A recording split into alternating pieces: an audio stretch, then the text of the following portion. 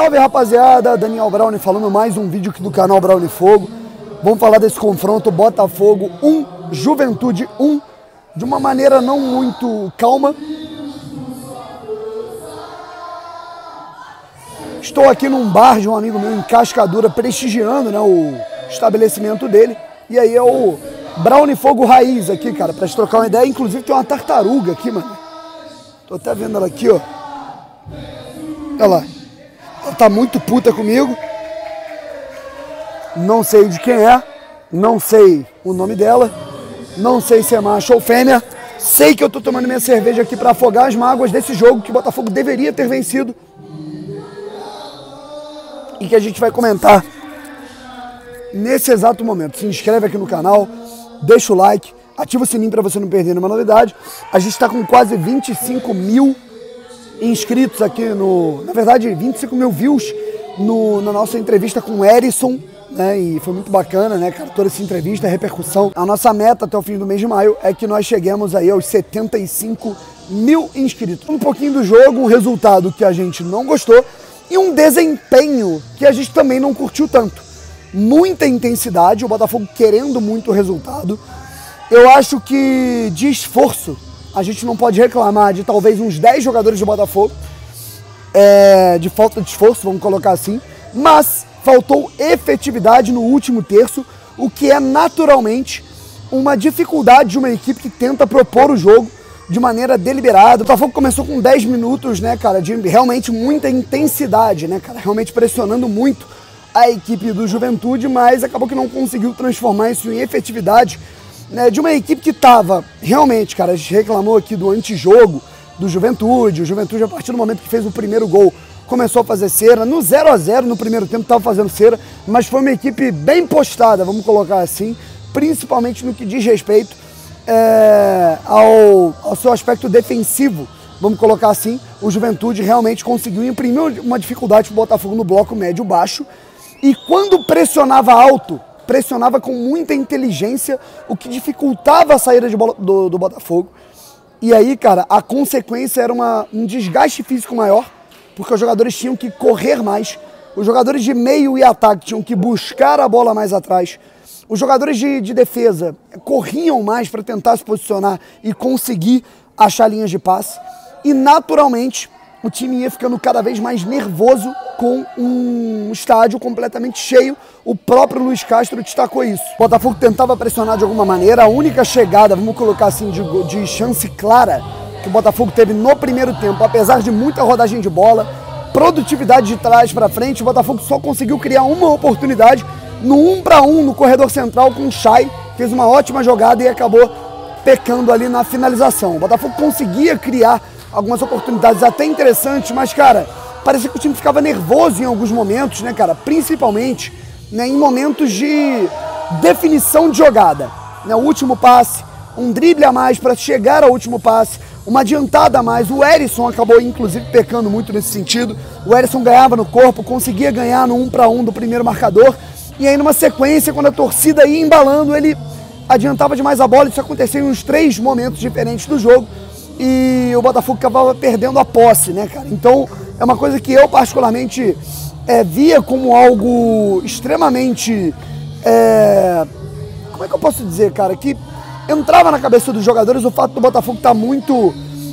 talvez alguns jogadores desse time, metade desse time, se você pegar, alguns jogadores nunca tinham jogado Série A. Erisson, Chay, Felipe Sampaio, enfim, alguns outros jogadores... eu acho que o Oyama foi muito bem, eu acho que nem dá para incluí-lo nessa situação, mas o Botafogo estava um pouco nervoso pelo fato de muitos jogadores ainda não estarem acostumados com casa cheia no Botafogo, já que jogadores que permaneceram, viram aí, passaram, né, esse período de Série B, a grande maioria dos jogos com portões fechados. No segundo tempo a gente viu algumas alterações dessa equipe do Botafogo, né, cara, que tentava movimentar um pouco mais o seu ataque. Eu esperava o Botafogo de uma maneira diferente no segundo tempo, né? Claro que o calor acaba dificultando, mas o calor também conta para a equipe do Juventude, principalmente que é uma equipe que está acostumada a jogar no frio lá no Sul. Mas agora, a situação é a seguinte: o Botafogo ele voltou com uma postura que eu acho perigosa de, pô, cara, a gente tá sendo superior, o adversário tá retrancado em algum momento a gente vai fazer o gol.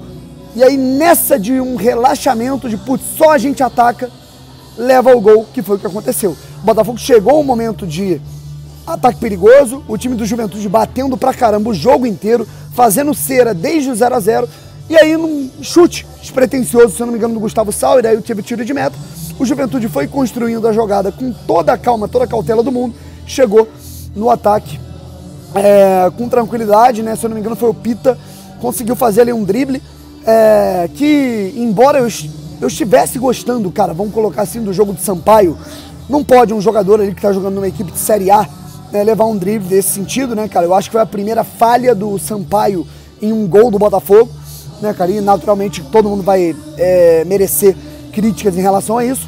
Ele toma o corte, chute pro gol. Também achei, cara, de todo mundo que falou, pô, a bola era defensável.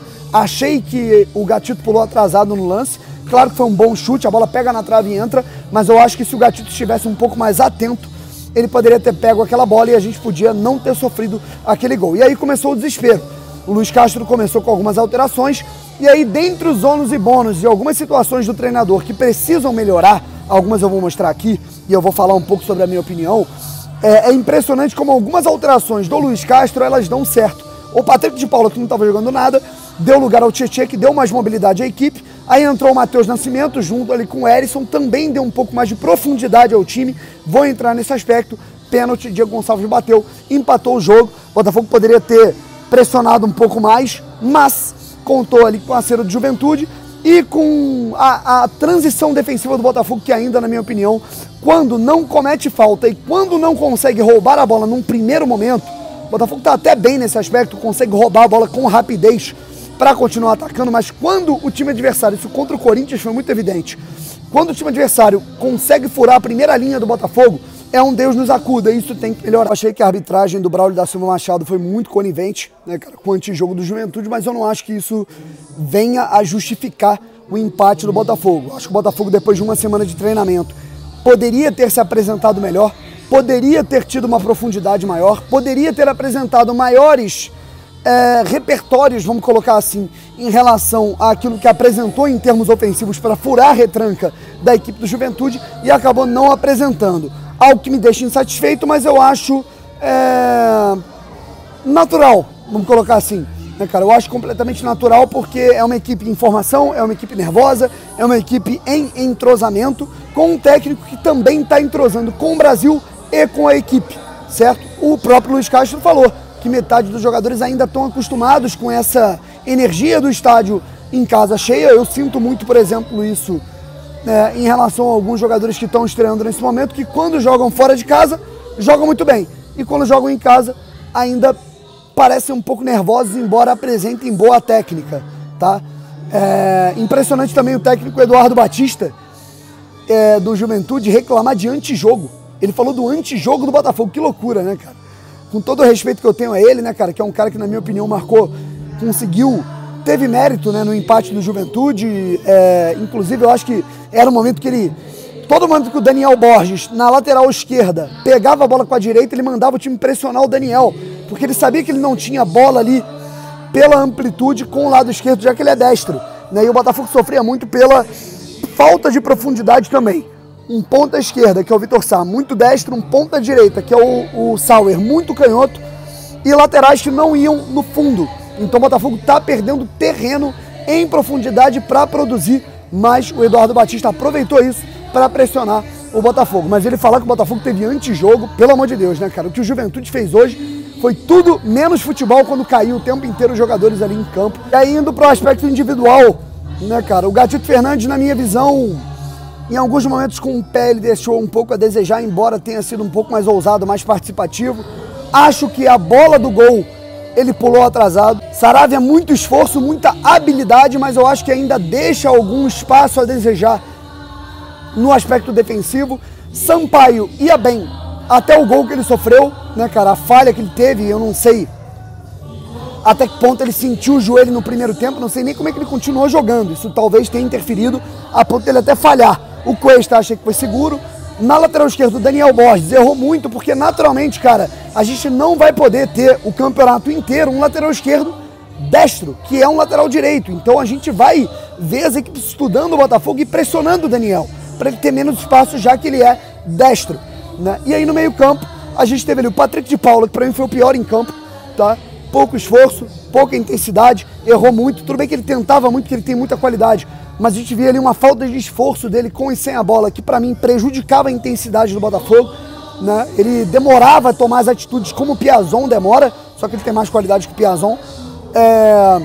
O Oyama, eu acho que ele foi muito bem mesmo, mas ele acaba prendendo demais a bola. O Chay, desculpem os corneteiros, né, cara, mas eu achei que o Chay fez um bom jogo. Se alguém reclama, né, da falta de, o Chay prende a bola, é delegado da bola, achei que ele soltou muito mais a bola, e o grande problema, o grande erro dele no jogo foi aquele chute que ele errou, que poderia ter dado a vitória do Botafogo no primeiro gol, que ele acabou perdendo, uma jogada que ele construiu. Achei que o Chay foi bem no jogo, muito esforçado, mas dá para melhorar. Gustavo Sauer, muito apagado. Vitor Sá, também não curti. Acho que a equipe do Juventude conseguiu neutralizar as ações individuais dele. E o Erisson também não gostei muito do jogo dele. Acabou que ficou muito pressionado. Eu não sei se ele está muito isolado coletivamente, mas individualmente acho que ele ficou nervoso. Ele parecia um pouco mais nervoso do que o normal. Matheus Nascimento entrou bem, conseguiu fazer com que a equipe conquistasse, né, cara, um pênalti num chute dele. Inclusive o segundo pênalti que ele ocasiona. E dessa vez ocasionou um empate do Botafogo. Diego Gonçalves, para mim, entrou ok, muito afobado, mas conseguiu fazer o gol. E o Vinícius Lopes não teve como mostrar tanta efetividade. O Tietê também achei que entrou ok no jogo. E aí, cara, para o time entrosar, para a equipe ficar menos estressada, menos ansiosa no momento que tiver casa cheia, para o time realmente se encaixar cada vez mais, só com o tempo. Não tem jeito, rapaziada. Vai ter jogos em que o time vai irritar o botafoguense. A gente vai pro jogo, o Botafogo vai empatar, vai perder, vai ter um jogo que o Botafogo vai acabar ganhando, que a gente não espera, aí vai ter um jogo que a gente vai esperar que o Botafogo goleie e o Botafogo vai perder. É natural para uma equipe que está se formando e eu espero que todos entendamos, né, isso da melhor maneira possível. Valeu, rapaziada. Beijos. Amanhã de manhã eu volto com a live. Fui!